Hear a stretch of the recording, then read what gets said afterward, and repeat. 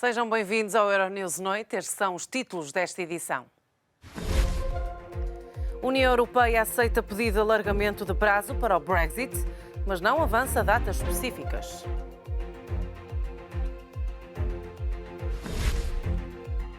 Detido casal suspeito de homicídio das 39 pessoas encontradas mortas num caminhão esta semana no Reino Unido.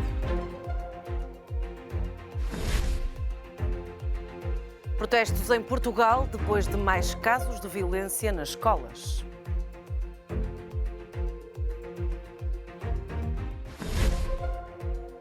Mais legislação para regular o uso de trotinetes, para ver quais as novas regras neste jornal.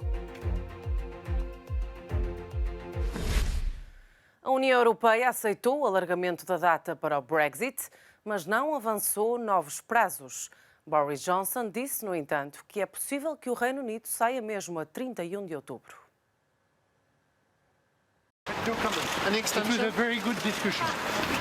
Uma boa discussão parece ter reunido os representantes dos 27 Estados-membros da União Europeia à mesa do adiamento do Brexit. A avaliação feita pelo negociador-chefe do Bloco Comunitário para a saída do Reino Unido deixava antever a decisão. A União Europeia está disposta a estender o prazo para o Brexit, só não diz até quando. O que posso dizer é que a União Europeia, a 27, concordou com o princípio de uma extensão e vamos continuar com o nosso trabalho nos próximos dias. A indefinição de uma data vem dar tempo aos deputados britânicos para decidir se avançam para eleições antecipadas. Uma vontade manifestada pelo primeiro-ministro, mas rejeitada pela oposição, enquanto não houver um acordo para o Brexit. É claro que a saída a 31 de outubro ainda é possível. Podemos sair a 31 de outubro, infelizmente depende do que a União Europeia disser. Atualmente estamos numa situação em que, sob a lei de redenção aprovada pelo Parlamento, cabe aos 27 decidir se ficamos ou não na União Europeia e por quanto tempo será adiada a saída.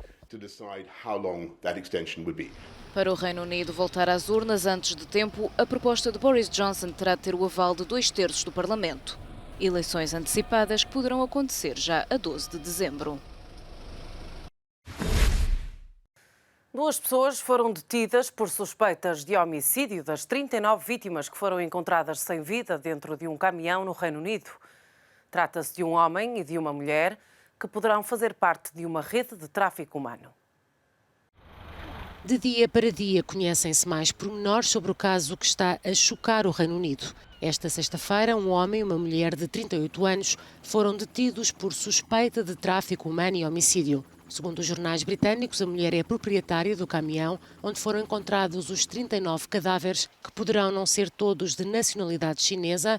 Neste momento, há 3 famílias vietnamitas que temem que os seus familiares desaparecidos possam estar entre as vítimas. É um processo muito longo e laborioso. Em primeiro lugar, temos de conseguir a confiança da família das vítimas que vivem no nosso país. Porque a sua situação, no que diz respeito ao estatuto de imigrante, provavelmente também não é muito clara.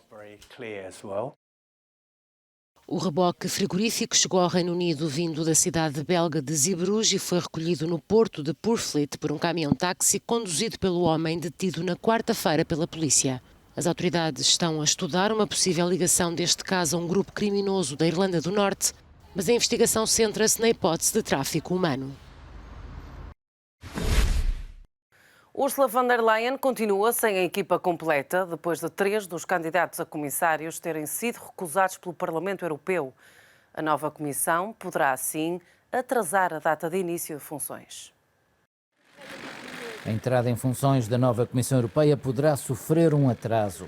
Ursula von der Leyen enfrenta dificuldades para completar a nova equipa depois do Parlamento Europeu ter rejeitado 3 nomes. E está mesmo a considerar pedir a Londres que envie um novo comissário. Se de facto depois de 1 de novembro e isto não é um dado adquirido, houver uma extensão e se o Reino Unido permanecer na União Europeia, é claro que pediria ao Reino Unido para enviar um novo comissário.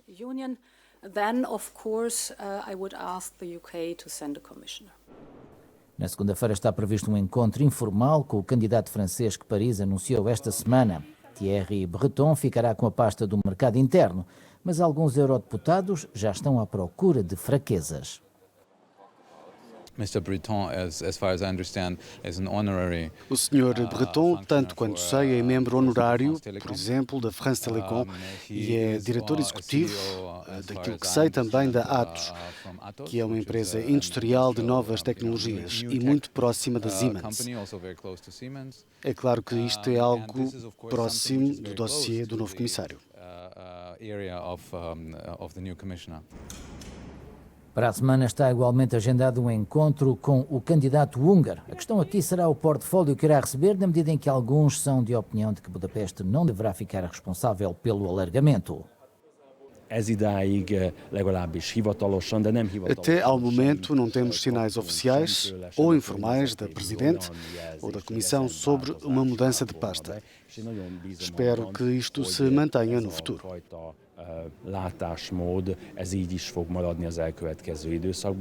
Ainda não há candidato romeno, enquanto o país atravessa uma crise interna. Ao nível da Comissão, contudo, o equilíbrio de género prometido por Ursula von der Leyen já está comprometido, pois os novos candidatos são todos homens. Em Portugal, casos de violência nas escolas na última semana estão a levantar debate público. O governo minimizou as ocorrências. Os sindicatos de professores exigem mais investimento para garantir a segurança e a redução do número de alunos por turma. Os protestos contra a violência escolar sucedem-se em Portugal após várias ocorrências graves nos últimos dias. Pelo menos 2 escolas, uma em Penafiel e outra na Amadora, foram fechadas esta sexta-feira por protestos contra a falta de segurança. Há um pré-aviso do sindicato Stop para uma greve de 2 semanas no ensino. A FENPROF critica a alegada passividade do governo perante a violência escolar. O que os professores esperavam ouvir do Ministério da Educação e, desde logo, da boca do Ministro, era que este afirmasse, sem rodeios, a condenação da violência exercida sobre os professores e que estes merecem e têm de ser respeitados. Com o processo de transição entre legislaturas em curso no Parlamento, o Ministério da Educação de Tiago Brandão Rodrigues minimizou na quarta-feira, à Lusa, a recente vaga de casos e sublinhou a redução das ocorrências face a anos anteriores. A FENPROF e o STOP aguardam reuniões com o Ministro da Educação. A FENPROF, por exemplo, exige o aumento do número de auxiliares nas escolas, a redução do número de alunos por turma e apoios específicos para turmas com alunos com necessidades especiais. Na segunda-feira, um professor agrediu um aluno na Escola Rainha Leonor, em Lisboa. 2 dias depois, uma professora foi agredida em Linda a Velha por um aluno alegadamente com distúrbios neurológicos. Vão ser aplicadas novas regras para o uso de trotinetes na via pública em vários países europeus. Limites de velocidade, de número de viajantes e até de idade mínima. As trotinetes elétricas chegaram às principais cidades europeias como uma boa alternativa para a mobilidade. No entanto, tem sido difícil a convivência entre peões, automobilistas e os utilizadores destes veículos. O estacionamento desregulado e os acidentes têm obrigado os países a criar uma nova legislação. França, por exemplo, publicou na quinta-feira um novo Código da Estrada, onde estipula que estes veículos estão proibidos de circular a uma velocidade superior a 25 km por hora. Apanhados em falta, os utilizadores podem pagar uma multa de 1.500 euros. A partir de agora, os utilizadores terão de utilizar sozinhos as trotinetes, não podem usar auscultadores para que possam ouvir os ruídos do trânsito e devem ter pelo menos 12 anos. Em caso de incumprimento, a multa será de 35 euros. A partir de agora, é necessário utilizar ciclovias ou, à falta delas, ruas limitadas a menos de 50 km por hora. Se, em teoria, conduzir num passeio é punível com 135 euros de multa, cada cidade pode autorizar a circulação em alguns desses espaços, se considerar que tem largura suficiente. Em outros países europeus, a questão é igualmente preocupante. Em julho, o Reino Unido ficou chocado com a morte de uma youtuber num acidente com uma trotinete elétrica. No país, estes veículos estão proibidos de circular nos passeios ou nas estradas. Os polícias são indulgentes se os utilizadores estiverem bem equipados com capacetes. Este último não é obrigatório em todos os países. Em França só é exigido fora das zonas urbanas e em Espanha só é exigido para os menores de 16 anos. Embora a França tenha acabado de publicar uma nova legislação, esta é menos severa do que a dos vizinhos europeus. A idade mínima do condutor foi fixada em 12 anos, mas na Alemanha ou em Espanha é de pelo menos 14. Em Portugal há quem exija mais regulação e fiscalização.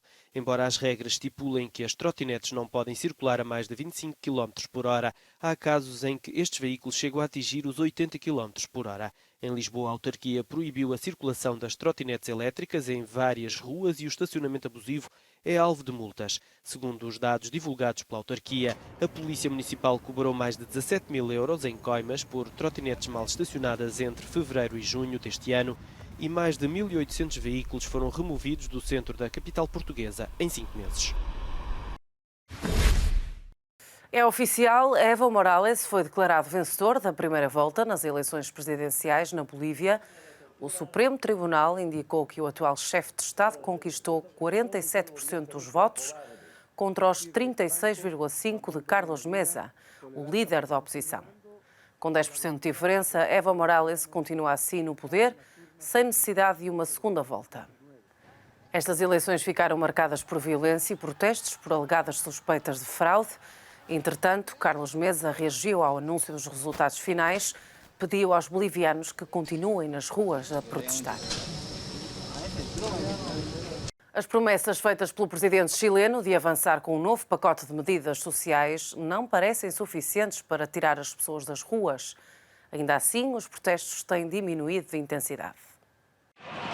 Momentos ainda de tensão no Chile, mas depois de dias de grande violência, com meia-culpa pelo meio do presidente do país, Sebastián Piñera, a situação parece agora mais calma. Os protestos continuam e o número de pessoas nas ruas será agora maior. Ainda assim, os protestos assumem um cariz mais pacífico. O anúncio de um pacote de medidas sociais não foi suficiente para fazer as pessoas abandonarem as ruas. A luta por melhores condições de vida continua. As Nações Unidas já disseram que vão enviar a alta representante para os direitos humanos ao país para averiguar o que se passou entre manifestantes e polícia e as acusações de violações várias destes direitos. O executivo chileno concorda com a ida de Michelle Bachelet ao país, que se mantém em estado de emergência e que continuará até a situação acalmar, esclarece o governo. Este 25 de outubro celebra-se o Dia Mundial da Massa, um produto alimentar, património material da humanidade, consumido todos os dias por milhões de pessoas em todo o mundo. O país que mais massa consome é, sem surpresas, a Itália. Pode chamar-se bolonhesa, ter queijo, natas, os ingredientes mais diversificados. Pode assumir o nome muito português de esparguete, mas rapidamente deparamos-nos com rigatonis, fusillis, penes e muito mais. No entanto, a base é só uma, massa, e o seu dia mundial é 25 de outubro. Foi em 1995 que algumas dezenas de fabricantes italianos se juntaram para fazer justiça àquele que é, afinal, um dos produtos alimentares mais disseminados no mundo. Na verdade, a massa é património cultural e material da humanidade desde 2010. De acordo com a Associação Alimentar Italiana, os maiores produtores do mundo são, a seguir, a Itália, os Estados Unidos, a Turquia, o Brasil e a Rússia. Como que, comprovando a abrangência e a versatilidade deste produto, podemos ver que os outros países que completam o ranking são o Irão, a Argentina, o Egito, a Tunísia e o México. No topo do consumo anual per capita, e claro, tirando os italianos, temos os americanos, iranianos, franceses e argentinos.